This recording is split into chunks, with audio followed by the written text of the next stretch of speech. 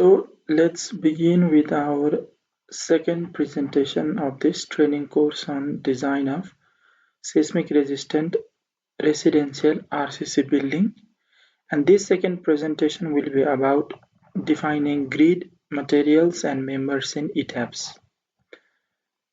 As this presentation moves forward, we will see theoretical concepts, and along we will also learn how to do modeling in Etabs.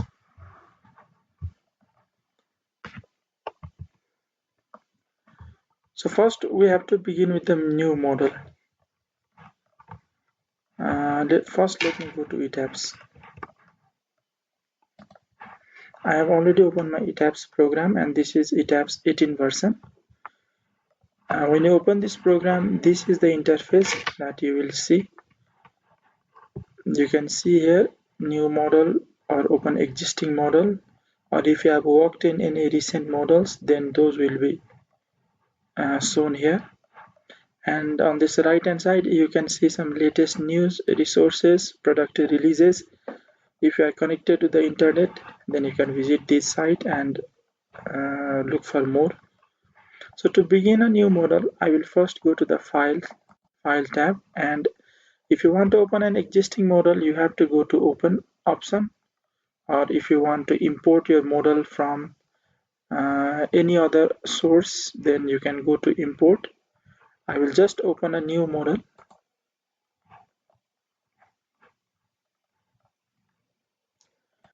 So after you click on new model, this initial model initialization form will appear. And in this model initialization option, you can see you can start a new model in any three methods. Use saved user default settings. You can hover your mouse on top of this I button and you can see about that option. You can start a model with your default setting that you have previously saved, or you can use your models by using the settings from a previously worked model file, or you can start a model with this use built-in settings with. I will start my model with the built-in settings, and after you click on this built-in settings, the four options are activated. You have to choose display units for your model, the US customary metric SI, metric MKS. I will choose a metric SI for this model. Our steel section database shall be India, and our steel design code, although we won't be designing any steel structure here, our steel design code shall be IS 800-2007. Here are a list of many available codes that are available in this version of the Etabs. I will just choose IS 800-2007, and for concrete design code, which we are going to do, I will choose IS 456-2000 and then click on OK. So after you start the model, this new model quick template will come. First, let's see at the bottom, add structural objects. What do you want to start a model with? You can either start it blank, or you can start it with grid only, or you can start a steel deck, staggered truss. If you are designing a flat slab, you can start a flat slab type model, flat slab with perimeter beams, waffle slab, two-way or ribbed slab. Most of the time we start our model with grid only, so this grid only option is selected. And if you look at the top, there is grid dimensions, plan and story dimensions on the right. In grid dimension, you have to insert, or you have to input your data for the number of grid lines in X and Y direction and the spacing of grid lines in X and Y direction. Specify grid leveling options. This won't be necessary, or you can use custom grid spacing. You use this uniform grid spacing when the spacing between your grids are same. Suppose in X direction you have 4 grid lines, and the spacing between any 2 grid lines in the X direction is 8 meter. In Y direction you have 4 grid lines, and the spacing of grids in Y direction is 8 meter. But you may not have this uniform spacing, so you may have to use custom grid spacing. Click on custom grid spacing and edit grid data. So we have a grid system data A new form will open after you click on that custom settings. Here you can insert your grid data in X direction, in Y direction, and you can insert your grid data as ordinates or as spacing. We will come to this form later on because there is another method from which you can go to this grid system data. For the time moment, I will cancel this and I will just click on uniform grid spacing and leave this as it is. Similarly, in the right hand side, if you have a simple story data, then you can just insert here number of stories, typical story height, and bottom story height. You have this option bottom story height because in some buildings the height of the bottom story, if there is basement or there is not, the height may be different from the height of other stories. So you have to insert the height of both the bottom story and other typical story. Or if you don't want to do it this way, or if you want to insert some customized story data, then you can click on this custom story data and then edit story data, and then we will be acquainted with this story data form. We will come back to this later, like that in the horizontal grids. Let me just cancel here. So I opened my model with grid only and I clicked OK.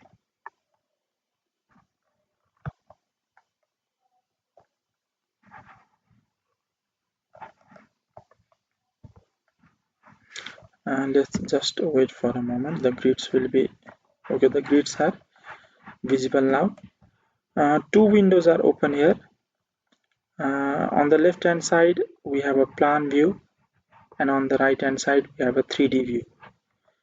Currently the plan view, this window is active because you can see here this tab is somewhat light blue in color. If you want to activate a 3D view, just go to this tab and click here. Now 3D view is active. Okay, I will activate my plan view, and if you want to look around this model, then you will see various elements in this Etabs interface. You have this model explorer here, which basically contains everything that you do in this model. You have shortcuts for various options here: draw options, draw beam, column, slab, wall. Different options are available in shortcuts here. Also some are available here on this horizontal line, and all of these options are included in these tabs: file tab, edit, view, define, draw, select, assign, analyze, display, design, options, tools, help. We will be using these different tabs as per necessity as we go along this model. And so you will get used to this interface as you practice in Etabs. You don't have to know everything in the beginning. As we move along, as we model the building, as we analyze it, we will come to know what various options, what various tabs does. What does these tabs do what for us. So let me just minimize this. Let me just go to my presentation. Same thing is said here. Beginning a model, first go to file and new model, file, new model, and then you choose use built-in settings with. You select the display units and other necessary information, and then you click OK. So adding and modifying grids, I told I will come back to that adding and modifying grids part in a different way. So let's go to our Etabs model back again. We could have customized our grid data in the beginning or after this grid. Once this grid line appears in our defaults data, then we can customize this afterwards also. For that, in any window, right click on your mouse and go to add or modify grids. In the top you can see story data, in the bottom you can see grid systems. So first I want to modify my horizontal grids or plan grids. So in this grid system, our current grid system name is G1. Go to modify or show grid system, and now you have to insert your values here. Our grid system name is G1. And our grids are rectangular in shape. You can insert the grid lines either as ordinates. If you insert in ordinates, the x-ordinate of the first grid in x direction will be 0, and then the ordinates will be added. The ordinate of grid B is 6, the ordinate of grid C is 12, ordinate of grid D is 18, and similar is Y grid data. If you wish to insert your rectangular grid as spacing, this first X spacing 6 meter means it is the spacing between A and B grid. The second 6 is spacing between B and C grid. Another 6 is spacing, third spacing is the spacing between C and D, and for D this is 0 because D is our final grid line, and so is the case for Y grid data. I will insert my grid data as spacing here. So I have opened our grid that we saw in our previous presentation. This is our grid system. We have 1, 2, 3 grid lines in x direction, and we have 1, 2, 3, 4, 5 grid lines in y direction. So let us first insert our grid spacing in x direction. The first spacing is 3.40 meter and second spacing is 4.45 meter. This is 3.40 meter and this is 4.45 meter. So C grid is our last grid. Insert the spacing as 0 and delete this D grid. Select this D grid and click on delete. So as you modify the spacing here and here, you can see on this top right hand corner the spacing, the visual of that grid spacing or the visual of that grid system will change. Now let's insert our data in the Y grid. First is 2.34 meter and 3.58 meter. So this is 2.34 meter, another is 3.58 meter. Just click on that and you will be able to edit it. Third is 2.70 meter and fourth is 4.06 meter. Third is 70 meter and fourth is 4.06 meter. So look, this will be our grid. And let's not forget we have to add last grid here because last grid spacing will be 0. So just click on add here. Sorry, this came out to be 0. This will be 4.06 meter and this will be 0. So this will be our grid, and then click on OK. My resolution or the resolution of my laptop seems not to be appropriate for this. My OK option is hidden somewhere here. I'll just go to that option and click OK. So we have modified our horizontal grid system. Now we will modify our story data. Our building is 2.5 story or 3 story building. So let's just delete this fourth story first. Delete story, and you have two options: delete existing structure at story or keep existing structure at story. We have to delete. So we have now base at a height. There won't be height of base. The elevation of base is 0 and elevation of story 1 is 3, 6, 9 here. But our story height is 2.85 meters. So let's just all insert here height of each story, and then elevation will be updated itself.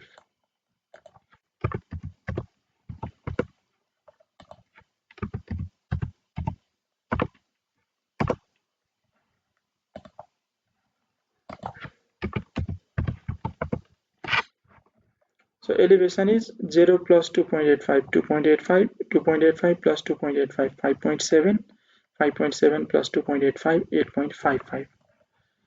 Now here is an option master story, and we have selected no for all stories. You can select any one story as master story, and that master story will serve as a template. That means Suppose I will select my master story. Story 1 is master story. When you make any one story master story, then you can make other stories similar to that story.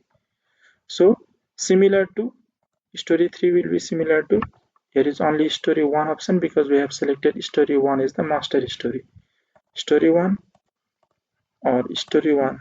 This means any changes or any addition or any selection, any load application that you make in the master story, that is story 1, will be automatically added to other similar stories, that is story 2 and story 3. Suppose in story 1 you select a slab and you apply a live load. And in story 2 and story 3 for the same slab, that same slab will be selected in both these similar stories, and that same live load will be applied in both these stories. So story 1 acts as a master story or template story. Since this is a small residential building, we don't need any master story. We have other options through which we can do such things. We will come to that when we do the modeling. In this case, just let us say there is no master story and select no. Story splice height we don't need for now, so I will click on OK and OK. Now our grid will be updated. This is not visible. Let me just close it. If you close one window, you can just go to this right hand side and click on this window list and then add new window. Now I would like this right hand side to be 3D view. I will go to this left view, activate it by clicking here, and then I want a plan view to be seen here. So in this option I will select plan, and I want the plan view to be set at story 1 for the moment. I will click OK. This is the story grid for plan view for story 1. If you see here, it is written plan view story 1 z equals to 2.85 meter. These two arrows will help you navigate through the stories. If you click on this plan view and activate it, and then click on the upper arrow, you will go to the next story. Story 2 z equals to 5.7 meter. If you again click on this upper arrow, you will go to story 3, which is 8.55 meter. Or if you click this below arrow, move down in list, then you will again go back to story 2. If you again click it, you will again go back to story 1. So this is how we draw grids in our model. So adding or modifying grids, here we have master story. If required, select any story as master story and set other stories as similar to that master story. The master story is used to assign whether a given story is used as a template for other stories or not, as I have said also. This helps to replicate the drawing, assignment, and selection of the given master story to other similar stories. That means we can draw or assign any value, assign any load, or select any member in one click in all of these stories. So on the right hand side is just that same form that we dealt with before. Now once you have drawn the grid, next option is to define the materials.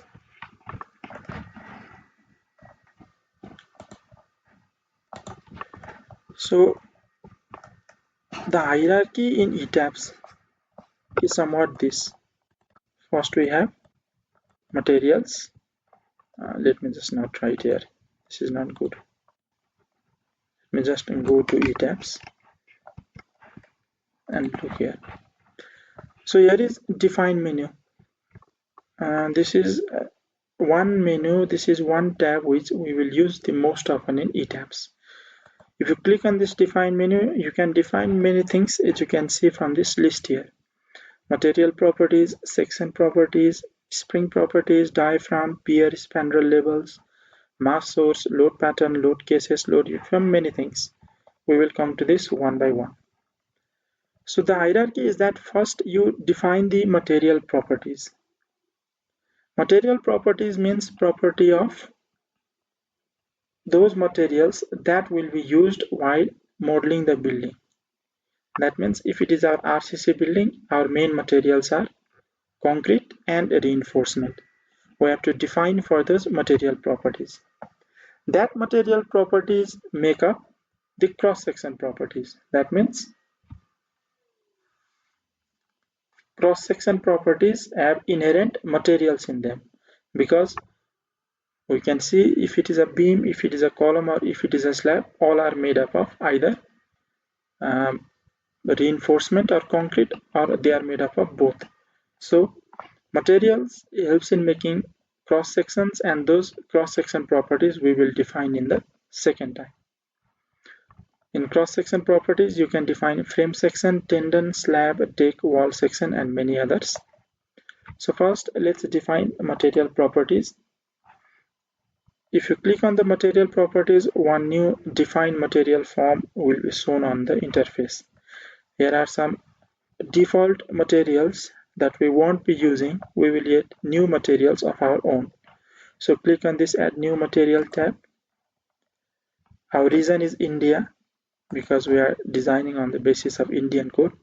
First material is, let's look here, steel, concrete, aluminium, cold formed steel, rebar, tendon, masonry, other. Let's not be confused here. Is reinforcement steel is rebar, whereas this steel means structural steel. So first let's define rebar, or you can define sorry, you can define concrete at first. Let's define concrete. Our standard will be Indian, and grade we will only define M20 concrete in this case, because M20 is the minimum grade of concrete that we have to use, and since this is not a complex structure, we suppose that M20 grade concrete will be sufficient for designing all the members. If it is not sufficient, we can come back and then again define another higher grade of concrete, but for now let's just define M20 and click on OK. So once you click this form,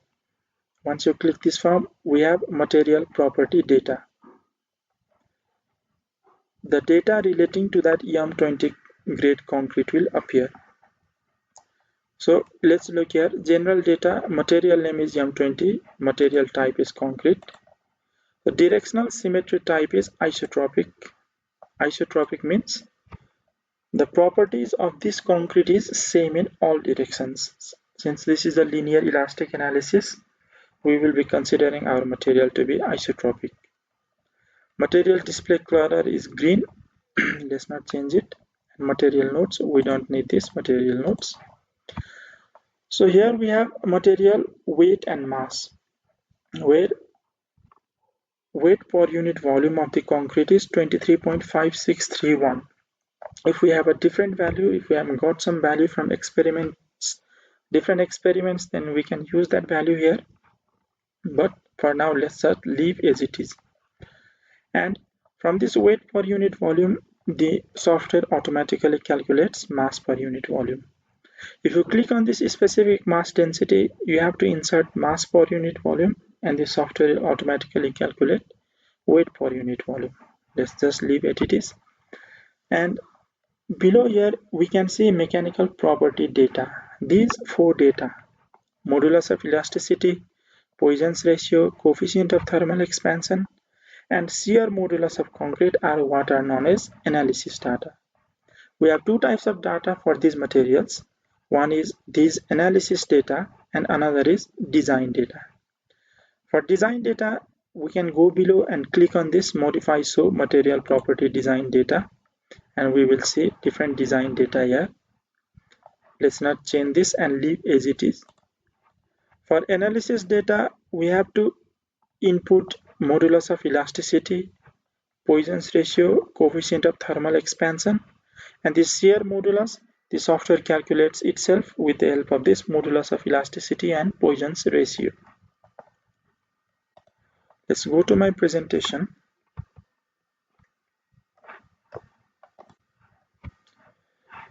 Defining materials, as I told you, these four basic properties are our analysis data. And if you look at I think it is in another slide. Okay, if you look in IS 456 clause 6.2.3.1 and 6.2.6, these give value of modulus of elasticity and thermal expansion coefficient of concrete, which are two of the four analysis data. The modulus of elasticity is given by the formula 5000 root under FCK, where FCK is the characteristic strength of concrete. In this case, M20 concrete, so FCK is 20, and thermal expansion coefficient is different values are given based on the type of aggregate. We have to take Poisson's ratio 0.2 for concrete, and shear modulus is auto-calculated.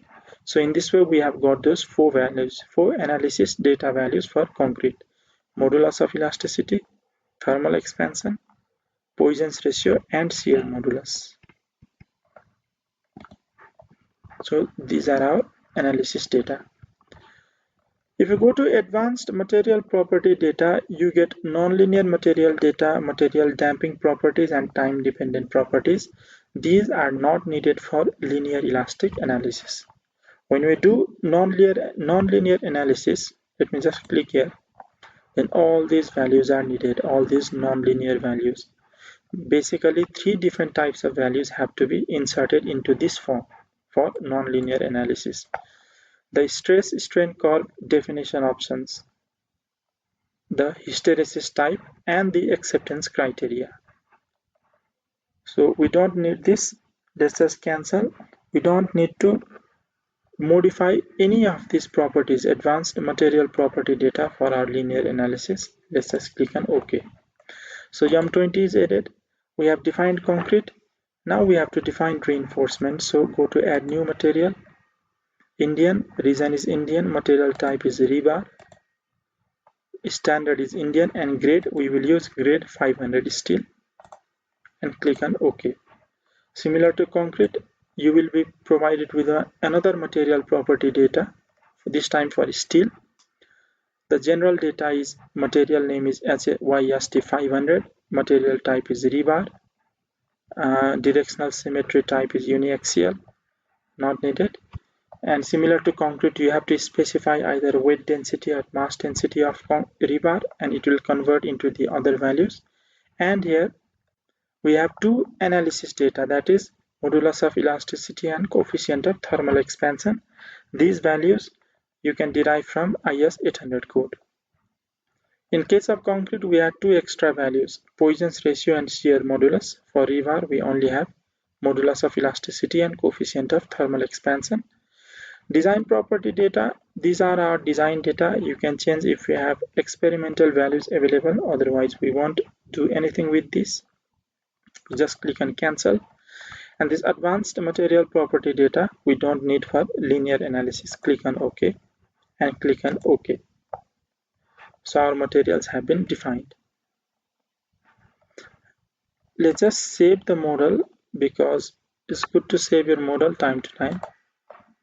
I will save it in desktop. I will create a new folder. This is a new course. I will keep the name of the file as residential training building. Save.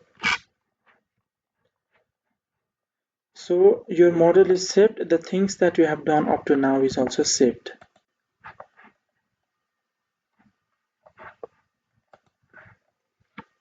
So you have defined the materials. If I go to the previous slide, you can see here physical properties of concrete. You can see here physical properties of concrete. These values I have taken from clause number 2.2.4.1 of IS 800 2007. Here are properties of concrete. Sorry, that was properties of rebar. Here you have properties of concrete. And then after completing definition of materials, now we will define cross-section. Cross-section you will define for every element that you will model in the structure. Cross-section shall be columns, beam, slabs. If you have shear walls, shear walls. If you have masonry infill walls, masonry infill walls. If you have deck section that you use in steel structures, the floor, those deck section, you will define those deck section also, or any tendon section or various other sections. It will be easy if I go to Etabs and continue with the demonstration. I will talk about all this in that Etabs also. Okay, now go to define tab. Material properties we have defined, and now we would like to define section properties. In section properties, we will only be using two types of sections in this design course. That will be frame section and slab section. So go to frame section first. There are some default frame sections that we won't be needing, so we will leave them as it is. We have to draw, or we have to define a new frame section, a new beam section, and a new column section. So on the right hand side, go to add new property. You will be provided with a frame property shape type form, and in this form you can see on the left hand side there are concrete cross sections that are frequently used: rectangular, circular, and other shapes. If you are designing a steel structure, on the right hand side you have steel sections: I-beam, C-beam, tubes, pipes, and below those steel section you have some composite sections, and on the left hand side below this concrete section you have some other options such as section designer. Section designer you use when the cross section that you want to use is not available in Etabs. That may not be a frequently used shape and you may have to draw the shape on your own, or you want to draw a non-prismatic section. Suppose you want to design an I-beam which is of higher cross section at one end and it decreases, it tapers to the other end. You can define it here. You have also an auto select list that is mostly used while designing steel structures. You can just add a number of sections in an auto select list and the program will select the best section, the optimum section by itself. So for our case, we will just select this concrete rectangular shape. Click here and a form appears. First, let me define a beam. So our property name will be beam. We saw in our first lecture the preliminary design of beam, column, and slab. You must have remembered that. If you don't remember, you can go to the previous two videos of this playlist in this training course in my channel, and then you can see those videos. Our preliminary design section gave the dimensions of our beam as 230 mm width and 350 mm depth. So we will be starting with that section here. Let me just write the name of our section as beam 230 by 350. Our material, the beam will be made up of M20 concrete, which we have already defined. So our material we will select as M20. Display color green, let's leave it as it is. Shape is concrete rectangular, and we have to now give our section dimensions here. Our depth is 350 mm and our width is 230 mm. You can just see here how the shape changes. In this diagram, you will see two axes of this rectangular shape, 2 axis and 3 axis. We will talk about this coordinate axis in a little moment. So after you have inserted the select dimensions, if you click on this show section properties, you will just be given various section properties of this section. These properties like area, R33, R22, Z33, Z22, all these properties are calculated based on the section dimension that we give here, and you cannot modify this. So let's just close this. On the right hand side there is a reinforcement, modify or show rebar case. Click on here. You have to make some changes here. First, design type, it is our beam, so we will select M3 design only beam. Column is selected. If it is a column, we will select this P M2 M3 design, because this means column is subjected to biaxial moments M2 M3 and axial compressive load P. But since this is our column, since this is our beam, the primary force which is predominant in beam is bending moment, so this is M3 design only. We will look at this what 2 means, what 3 means later or in upcoming video lectures, but since this is beam, just select this M3 design only beam. So this reinforcement data form become a little smaller for beam. On right hand side, rebar material longitudinal bar, we will be using grade 500 steel, which we have already defined. Just select this HSYD 500 for both longitudinal bars and confinement bars. Cover to longitudinal rebar group centroid. That means what is the cover that you will be using in your beams? 25 mm on both top and bottom bars. And here is reinforcement area overrides for ductile beams. Top bars at I end, J end, top bar, bottom bar at I end and J end. I and J end means I end means the beginning of this beam and J end means the end of this beam. So this option is most frequently used for ductile detailing. If you have an already calculated value of reinforcement that you want to use, it overrides, and that overrides will be done on the amount of reinforcement that will be calculated during the design process. If you want to use any overrides, you can insert here or you can leave it as it is. Click OK. And above this reinforcement option, we have this property modifiers. If you click on this modifier, show modifiers, there are various options. I will talk about this property modifiers at the end of this lecture. So let's just cancel here. Let's click OK. Our beam is defined. In the same way, we want to define our column also. So just click on add new property again. Our column will be concrete rectangular shape. Click here. A frame section property data. Property name will be, I will just go a little fast here. Our property name will be column. You remember our from preliminary design we got 400 by 400 column. Our material will be M20. We don't need to change any other. Depth will be 400. Width will be 400. Section properties are the same. Now property modifiers we'll see at the last, and reinforcement. Let's just click on the reinforcement. Now this is column, so PM2 M3 design. Longitudinal bars 500 grade steel, 500 grade steel. Our reinforcement configuration will be rectangular since this is a rectangular column. Our design is to be designed.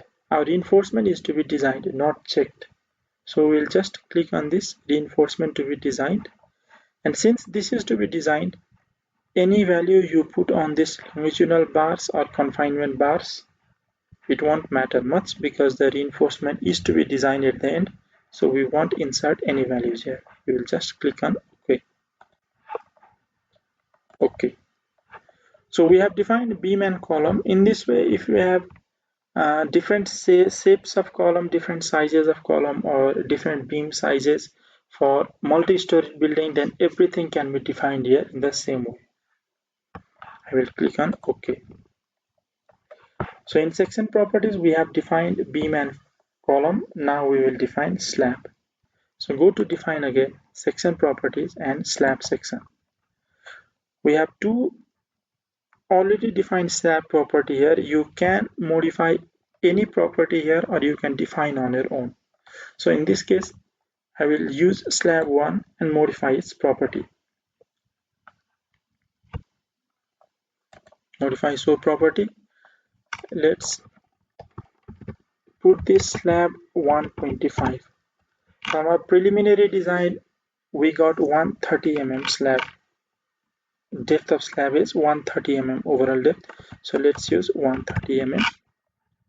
Our slab material, same as in beam and column, M20. Our notional size data, this we won't have to use. Our modeling type shall be cell thin, cell thick, membrane layered. We will model our slab as thin cell. I will talk about the differences of these modeling type in the upcoming lectures. Modifiers, we won't be looking at modifiers now. Display color, let it be the same. Now, in property type, property data type shall be our is simple slab. So just select slab, thickness is 130 mm. OK.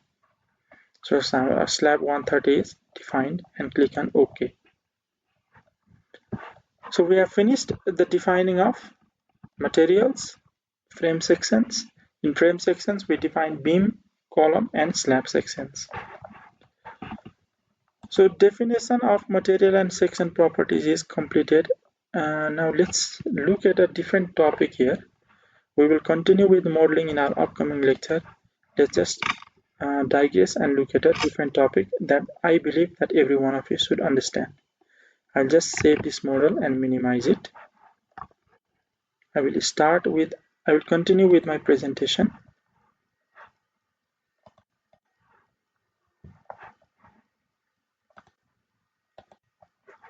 We have defined cross section. This is beam design. Sorry, this is beam definition. This is column definition.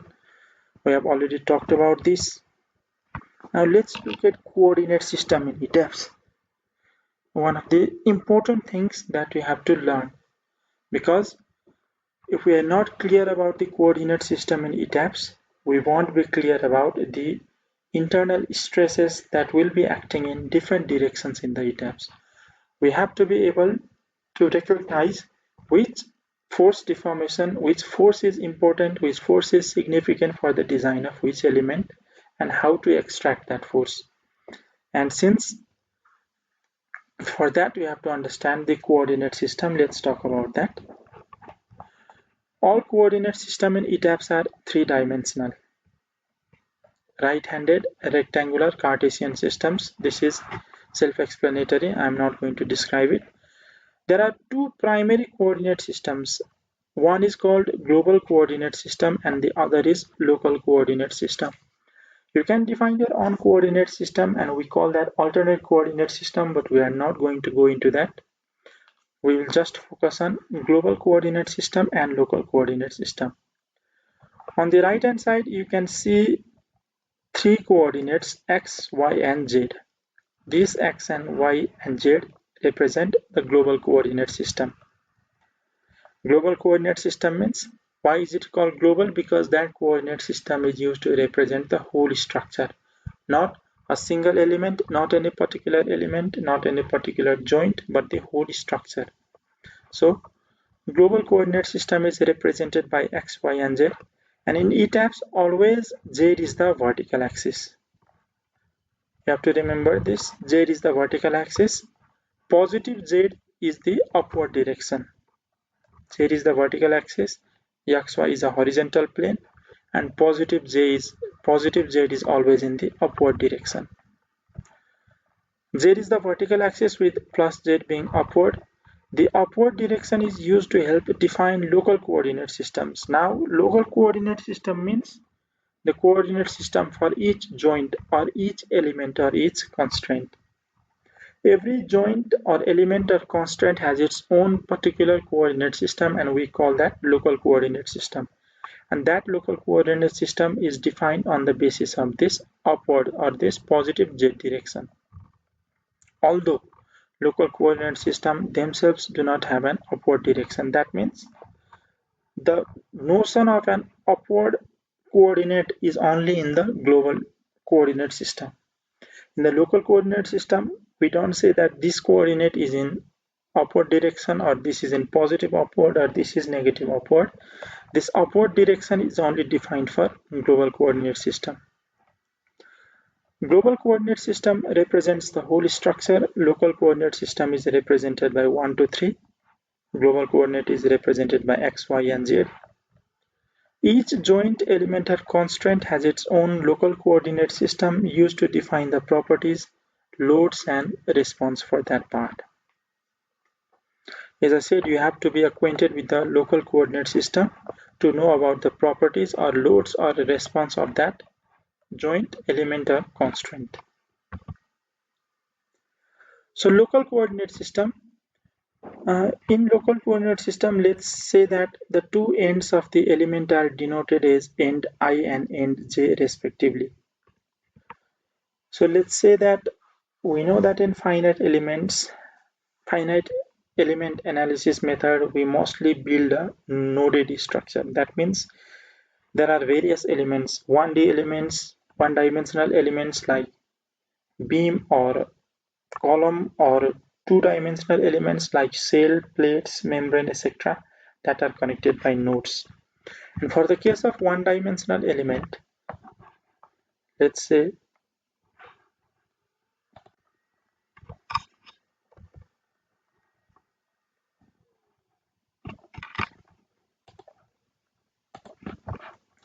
suppose this is a beam, this is the end of the beam, and this is the beginning of the beam. This beginning is determined by end I, and this end is determined by, or end is written as end J, or okay, this is it. The local axis 1. So we have come to the local coordinate system. So local axis, we'll be talking about local axis 1. The local axis 1 is always the longitudinal axis of the element. That means if this is a beam, our local axis will be in the horizontal direction, because this local axis 1 is always along the longitudinal axis. If it was our column, the local axis 1 would be in vertical direction, because longitudinal axis of the column is in vertical direction. The positive direction being directed from end I to end J. So this, for example, in this column, we don't call this upward. This local axis 1, we don't call it upward. We call it positive from end I to end J. This local axis 1 in beam is positive from end I to end J. The default orientation of the local 2 and 3 axis is determined by the relationship between the local 1 axis and the global Z axis. We talked about in the previous slide that the upward Z axis of the global coordinate system would be used to define the local coordinate system. We have defined the local axis 1, which in both of these beam and column cases are along the longitudinal axis of these elements. Now, the orientation of the remaining two local axes 2 and local axis 3, will be determined by the relationship between this local 1 axis and global Z axis. The local 2 axis is taken to have an upward plus Z sense unless the element is vertical. That means if the element is not vertical, that means in the case of beam, our local 2 axis is taken to have an upward plus Z sense, because let's just look here. Let's just say this is our global axis X, Y, and Z. This is positive Z in upward direction, and this is our beam. We know that if this is end I, if this is end J, this will be our local axis 1. Now in this case, local axis 2 will assume an upward positive Z sense. That means the direction of the local axis 2 will be the same as that of positive Z axis. This will be our local axis 2, and the remaining axis will be local axis 3.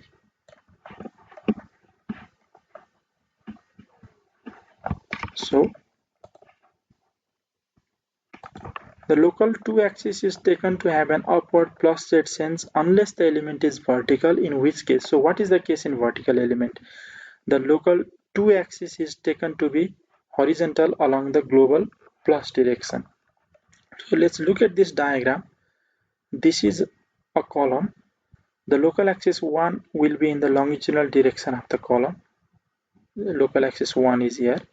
So for a vertical element, local axis 2 will be in the direction of the positive x-axis of the global coordinate system. So since x-axis is positive in this direction, this is local axis 2, and the remaining axis is local axis 3. But in the case of beam, this is the local 1 axis. In the longitudinal axis of the beam, the local axis 2 will have an upward plus z sense. So local axis 2 is in the upward direction and the remaining axis is the local axis 3. The local 3 axis is horizontal, that is, it lies in the xy plane. This means that the local 2 axis points vertically upward for horizontal elements. So this is our local coordinate system.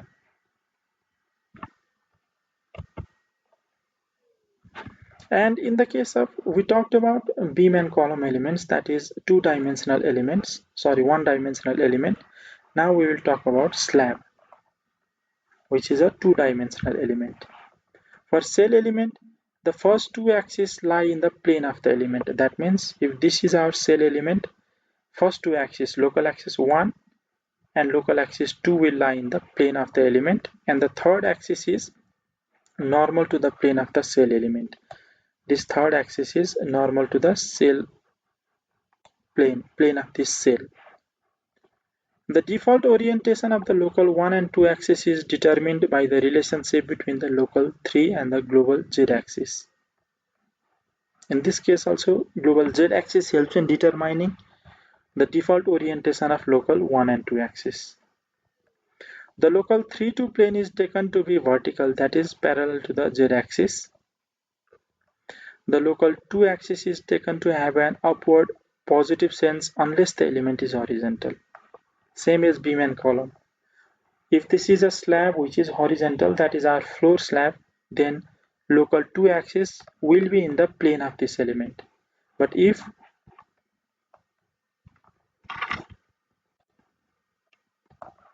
this is a vertical cell, suppose shear 1, in this case of shear 1, the local 2 axis is taken to have an upward plus z sense. That means local 2 axis will be in this direction.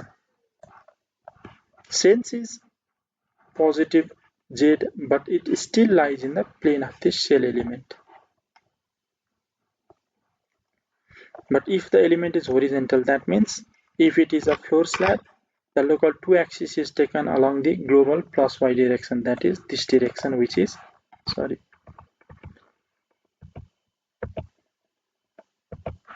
in the same direction as this global y direction. Local axis 1 is in the same direction as global x, local axis 2 is in the same direction as global y, and 3 is perpendicular to this plane.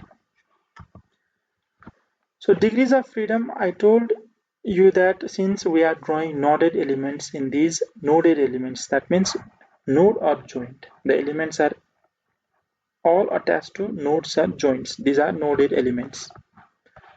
So degrees of freedom means it is the possible displacement that are possible in a joint. Each node has 6 possible degrees of freedom or displacement or components. That means each joint app can displace in 6 different ways. That is, it can either translate in 3 perpendicular directions or it can rotate about these 3 axes. 3 translations which are represented by U1, U2, U3, and 3 rotations which are represented by R1, R2, and R3. R1 means rotation about this axis, R2 is this axis, R3 is this axis. So every joint has 6 possible displacement. In the usual case where the joint local coordinate system is parallel to the global system, that means if the local and global systems are parallel to each other, then these displacements and rotation can also be represented as Ux, Uy, Uz, Rx, Ry, Rz. X instead of 1, Y instead of 2, and Z instead of 3. So each degree of freedom corresponds to a particular force and its corresponding deformation, because displacements are permitted in those degrees of freedom. Not all degrees of freedom are computed or available during analysis. It is not necessary that every degree of freedom is available during analysis. For example, if it is a 3D frame, if our beam or column is a 3D frame, then at each of its node, suppose this is a beam, this is a joint or node of one end of a beam, and this node has all 6 degrees of freedom available: ux, uy, uz, rx, ry, rz. But if it is a 2D frame, let's not go to 2D frame, if it is a 3D truss, then since the truss components do not have moments, we don't have the rotation degrees of freedom, we only have the translation degrees of freedom. For a one-dimensional element, the 3 translational degrees of freedom correspond to 2 shear forces and 1 axial forces.